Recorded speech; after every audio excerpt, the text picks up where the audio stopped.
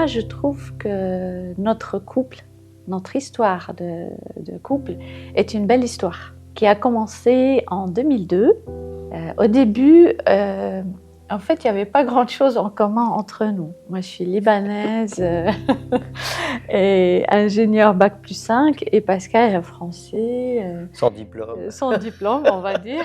Oui, il faut le dire. Ouais, sans diplôme scolaire. Par contre, ce qui nous reliait, ce qui nous a vraiment reliés à cette époque-là, c'était notre foi à la vie et notre force de vie. Voilà comment je vois en fait notre couple, le début de notre couple. C'était à la fois magnétique et électrique à la fois. Donc il a fallu des longues années que chacun puisse faire son travail de son côté, travail personnel, sur les peurs d'être en couple, les peurs de l'autre, de l'amour, de l'engagement. Et chacun a fait un long travail sur lui pour pouvoir dire oui 13 ans après. Et moi, j'ai rajouté que Marie-Rose et moi, c'est quand même 23 ans de chemin de vie ensemble. Et c'est un binôme qui s'est construit naturellement avec le temps, avec aussi le chemin qu'on faisait chacun de notre côté. La rencontre avec Marie-Rose, elle m'a permis vraiment d'apporter dans ma base une structure, parce que quand même elle avait un diplôme universitaire, elle était quand même très structurée dans sa vie. Et cette rencontre avec Marie-Rose, c'était vraiment une rencontre au départ où elle venait me structurer, elle commençait à faire mes modules de formation, on écrivait déjà nos stages ensemble. On pourrait dire que ma vie a commencé à changer parce que c'est la première personne qui a reconnu mes dons, qui a reconnu ma force d'enseignement, et qui venait déjà, j'enseignais déjà, qui venait, j'ouvrais des week-ends chez moi une fois par mois et elle était toujours présente. C'était la petite main, un peu le scribe, et ensemble on composait déjà nos stages. Je pourrais dire que grâce à Marie-Rose, je me suis construit. Main dans la main, on a avancé ensemble, on rêve beaucoup ensemble. On a construit le Clos du Temps, on l'a rêvé. Tous nos stages, on les construit de A à Z. Et ils viennent de notre parcours, ils viennent de nos rencontres, ils viennent de notre initiation. On a construit aussi 18 modules de 50 pages de formation en yoga, pranayama et méditation qui viennent du nord de l'Inde et qui est vraiment une passion. Donc, moi, j'ai beaucoup de passion. Je vis par passion. Et c'est vrai que souvent, Marie-Rose, elle dit qu'il faudrait une armée pour te suivre parce que tu as toujours des idées farfelues. Voilà. Non, pas farfelues, mais il faut une armée pour réaliser ses rêves. C'est vrai, c'est ce que j'aime chez Pascal. Moi, il m'a apporté cette force de l'homme, cet ancrage. Il est bien ancré dans ce qu'il fait, dans ce qu'il dit. Ce qu'il dit, ça émane de son expérience, de son vécu. Il a cette force de vie et il a cette spiritualité qui est vraiment vivante, incarnée. Il sait la transmettre. Et bien sûr, moi, il a tout de suite reconnu en moi la femme qui est en moi, alors qu'à l'époque, j'étais habillée en garçon avec des cheveux courts. Elle n'avait rien de féminin, quand je l'ai rencontrée. Pas trop. Et Pascal m'a apporté également ce courage. C'est quelqu'un de très courageux. Il a peur de rien. Il a vécu des expériences très fortes. Et vraiment, il a ce courage en lui d'affronter les obstacles, les peurs. Et aussi, il a cette discipline. Il m'a apporté une discipline de vie, de prendre soin de soi, du couple, des autres. Et je trouve que moi, en tant que personne, il m'a aidé à transformer mes blessures en force. Il m'a vraiment accompagnée à se réconcilier avec mon histoire du rejet pour vraiment me sentir aujourd'hui femme, me sentir aimée, me sentir libérée, me sentir vivante. Ce qui est beau dans tout ça, c'est que Aujourd'hui, notre couple, il est pour les autres, les personnes qui nous connaissent ou qui viennent à nos stages, on est un couple référent pour eux. Ils viennent chercher cette énergie du couple vivant, authentique. Ils viennent chercher cet amour du couple. Pour certaines personnes qui ont connu peut-être des parents divorcés ou des parents qui ne s'entendaient pas, pour eux, on est un exemple de couple vivant et on leur apprend aussi. C'est-à-dire, nous, on leur montre que la vie de couple n'est pas un fleuve tranquille. Nous aussi, on traverse encore des épreuves. Donc, on accompagne certains couples aussi à traverser des épreuves, des transitions, tout en préservant leur amour, leur couple. Moi, je dirais que dans notre binôme, on partage vraiment quelque chose de rare. On avance main dans la main, on mute ensemble, on se transforme ensemble. On peut parler de tout, sans jugement. Quand on prend une décision, c'est ensemble. Quand on crée un projet, c'est ensemble. Quand on s'engage avec quelque chose ou avec quelqu'un, c'est ensemble. Et ça, c'est très, très rare. Et il faut savoir qu'aussi, avec Marie-Rose, quand j'ai décidé de dire oui, on s'est vraiment engagé ensemble dans l'amour. On s'est mariés 5 fois dans 5 pays différents. Parce que pour nous, l'amour, c'était quelque chose qu'on voulait réussir. Surtout moi, venant d'une famille complètement disloquée, pas incarnée dans l'amour, c'était vraiment ça. Notre réussite, c'était rencontrer l'amour et surtout de le vivre au quotidien. Je dis toujours à tous ceux que je rencontre, vous savez, l'amour au départ, c'est comme une table de camping. On est très proche, très fusionnel, on est vraiment amoureux et tout doucement, on met une table, une deuxième, une troisième, une quatrième et on s'éloigne. Alors bien sûr, il y a parfois la vie professionnelle, la vie sociale. Alors si on se marie, il y a les enfants aussi. Et du coup, on devient des pères, on devient une mère, on devient des parents. On oublie dans notre vie de couple que derrière tout ça, au départ, il y a eu 2 amants. Il y a eu 2 amants qui s'aimaient, il y a eu 2 amants qui se sont rencontrés, il y a eu 2 amants qui ont pétillé ensemble ou ils vibraient ensemble sur la même unité. Et cette flamme-là, c'est comme s'il l'avait mis de côté. Et ce qu'on dit souvent aux couples qu'on rencontre, c'est pas parce qu'on est parents, parce qu'on a une vie professionnelle dense, qu'il faut oublier cette partie-là, parce qu'il faut l'honorer. Ça veut dire que si on n'honore pas les amants qui sont en nous, le couple meurt. Ça veut dire comment, en fait, compte, on n'oublie pas ces petits moments d'instinct secret, ces petits moments de partage, ces petits moments de fusion, il faut les garder intacts. Et nous, dans notre couple, on met des choses en place pour justement honorer ces moments-là qui ont fait que nous sommes toujours en couple depuis 23 ans, qui ont fait qu'on marche toujours main dans la main et qu'on avance avec une mutation, parce que dans un couple, comme l'a dit Marie-Rose, c'est pas un fleuve tranquille. Donc on vient muter ensemble, on vient se transformer ensemble, on vient se passer le relais ensemble. Et c'est comme ça qu'on grandit dans le couple. Mais derrière tout ça, ne pas oublier l'amant et l'amante qui est en vous. Et c'est ça qui va faire que votre couple, il va durer dans le temps. Parce que cette flamme, elle ne peut pas s'éteindre. Quand on a aimé une personne, on ne peut pas le désaimer. L'amour, il reste là, il reste intact. Et si vous voulez réparer votre couple, alors il faudra mettre des bases, une structure, de vraies rencontres, des vrais moments de partage et des vrais moments d'union ensemble.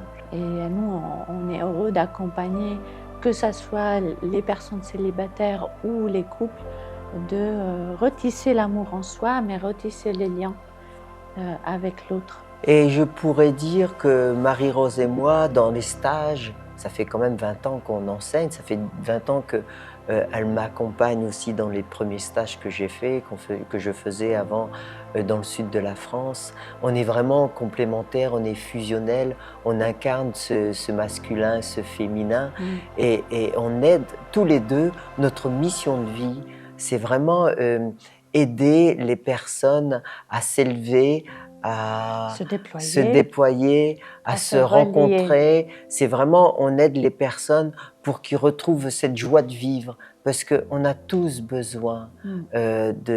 de récupérer notre lumière intérieure, notre foi, notre souveraineté. Sans projet dans la vie, on est mort. Et qu'est-ce qui fait vivre un couple, qu'est-ce qui fait vivre une personne? C'est parce qu'elle elle a confiance en qui elle est et au projet qu'elle met en place. Tant qu'il y a des projets, ben, il y a de la santé, il y a de la vie, il y a de la rencontre, Et de l'espoir. il y a de l'espoir et il y a de la santé, je dirais. Et c'est ce qui fait qu'on se lève tous les jours, parce qu'on a envie de continuer. Et aujourd'hui, je dirais, moi j'ai 59 ans, j'ai pas envie de m'arrêter aujourd'hui. Je pense que je vais vivre 120 ans. J'espère. Et c'est vrai qu'on est dans une société, je dirais, de consommation. Tout est consommable. Et souvent, on pense que la réussite, ça va être l'argent. Il y a beaucoup de gens qui ont beaucoup d'argent qui sont malheureux et tristes dans leur vie. Et souvent, on pense que, bon, on voit aujourd'hui dans la société moderne, on prend soin de son corps, soin de la nourriture. Et l'amour dans tout ça. Et l'être humain dans tout ça. Et sans amour, on a beau avoir un beau corps, on a beau bien manger, sans amour, ça reste fade. La vie est fade sans amour. Elle n'a pas de goût, elle n'a pas de lumière, elle n'a pas de vibration. Et qu'est-ce qui fait vivre un être? C'est l'amour. Qu'est-ce qui fait qu'il a les yeux pétillants comme un enfant, qui garde cette soif de vie? C'est l'amour. Sans amour, on n'est rien. Tous les êtres humains sont venus vivre leur expérience et de venir vivre l'amour sur cette terre. Et de s'aimer les uns les autres. Et de se respecter les uns les autres. Et se protéger les uns les autres. Je pense que le basculement de l'humanité de demain, ça, pour moi, alors vous allez dire que je suis peut-être trop optimiste, c'est le berceau de l'amour. C'est comment on va construire une nouvelle terre ensemble, dans le respect, dans l'union, dans le partage, où il y a un équilibre parfait entre toutes les cultures. Car toutes les cultures ont quelque chose à apprendre. Toutes les cultures ont une richesse. Et on a tous cette richesse à partager. On pourrait être tous riches sur cette terre. Hein. À nous de décider. Parce que la richesse, elle est d'abord dans notre cœur, dans notre vie, dans ce qu'on met en place. Le Clos du Temps, c'est un espace sacré pour vous découvrir, vous relier et vous déployer. C'est un espace où on vient se poser, se déposer. Tout a été pensé, la nourriture bio, l'eau, le parc, les espaces, les accompagnements. C'est un espace qui vibre, chaleureux et ancré et fort à la fois. C'est un lieu qui soutient profondément vos transformations et qui accueille tout ce que vous avez envie vraiment de déposer et laisser derrière vous. Moi, je dirais que le Clos du Temps, au départ, c'est un rêve d'enfant. Moi qui aime tout réparer, depuis tout petit, je répare les motos, les vieilles voitures. C'était un rêve d'enfant d'avoir un vieux lieu et de le réparer. Donc, il faut savoir que le Clos du Temps, c'est une vieille demeure ecclésiastique qui a 500 ans. Qu'on l'a acheté vraiment dans un état délabré, qu'on a restauré avec des produits et des matériaux naturels. Pensé comme un lieu de ressourcement. Marie-Rose et moi, dans ce lieu, on voulait créer une mini-Amazonie, un temple où on venait honorer la vie, honorer le sacré, honorer l'amour. Il faut savoir que le Clos du Temps, on accueille les gens qui viennent en stage, on les accueille chez nous. Et c'est ça qui change tout. C'est vraiment quelque chose qui nous appartient. C'est pas un lieu qu'on loue. C'est un lieu qui porte notre histoire, qui porte notre amour. On a eu la chance aussi, quand on a fini les travaux de ce lieu, on a mis quand même plus de 2 ans et demi à restaurer cette demeure qui était dans un état lamentable. On a eu la chance de faire venir les peuples d'Amazonie, les Shipibo, Pendant 10 jours et 10 nuits, ils ont fait des rituels pour la purifier, pour l'honorer, pour que ça devienne aussi un temple sacré. Donc aussi, elle porte cette énergie très chamanique, très ancrée. Comme ils disent les chamans, aujourd'hui, cette demeure, elle vit aussi dans l'Amazonie. Elle vit aussi avec les grands esprits. Qu'est-ce que viennent chercher les gens au Clos du Temps? Ils viennent se relier, sortir de la solitude, trouver un espace pour se transformer en profondeur. Ils viennent rencontrer la nature, faire des rituels, se reconnecter au monde invisible, s'aligner. Donc, bien sûr, chaque stage, chaque groupe sont différents. On prend des groupes à taille humaine, que chaque personne, on sait pourquoi il est là, qu'est-ce qu'il vit, qu'est-ce qu'il ressent. Et c'est comme ça que ce soit Pascal ou moi, on adapte notre accompagnement en fonction de ce qu'on ressent, ce qu'on voit. Donc c'est vraiment de l'accompagnement personnalisé tout en étant en groupe. Oui, c'est ce que tu dis, c'est que les gens qui viennent ici ne sont pas des numéros. Voilà. Ils ont un nom, ils ont une entité et ils ont une vie traversée. Et c'est ça qu'on respecte au Clos du Temps, parce que chaque stage est unique. Et nos valeurs au Clos du Temps, c'est le respect, c'est l'écologie, c'est la simplicité, l'authenticité. Et c'est ça qu'on essaie de transmettre, c'est que l'équilibre d'un être humain, c'est dans sa globalité, c'est vraiment holistique. On ne soigne pas qu'une partie de soi, on soigne vraiment l'ensemble de soi-même. Au fond, notre message au Clos du Temps est simple, hein. C'est s'engager, redevenir vivant, et si vous êtes prêt à changer, eh ben, nous sommes là. Le Clos du Temps, Marie-Rose et moi, nous sommes là pour vous accueillir, à vous écouter, à accueillir toute cette transformation dans l'équilibre, dans le respect, dans la simplicité. Parce que ici, au Clos du Temps, vous venez chez Pascal et Marie-Rose. Et ça fait 23 ans qu'on est ensemble et qu'on est binôme et on est fusionnel. Et on apporte cet équilibre du masculin, du féminin, du soleil, de la lune, de la terre et du ciel. Parce que tous les deux, nous sommes les enfants de l'Amazonie. Et nous la respectons. Et nous honorons toujours dans nos chants, dans nos prières, les peuples qui nous ont transmis ce savoir ancestral que la nation humaine a oublié parfois. Aimons-nous les uns les autres, respectons-nous les uns les autres et partageons les uns les autres, car nous sommes tous des êtres éveillés. Nous sommes tous en conscience des êtres qui viennent de l'univers.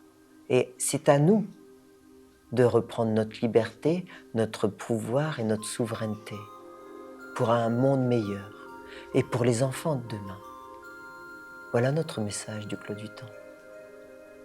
Ah oh.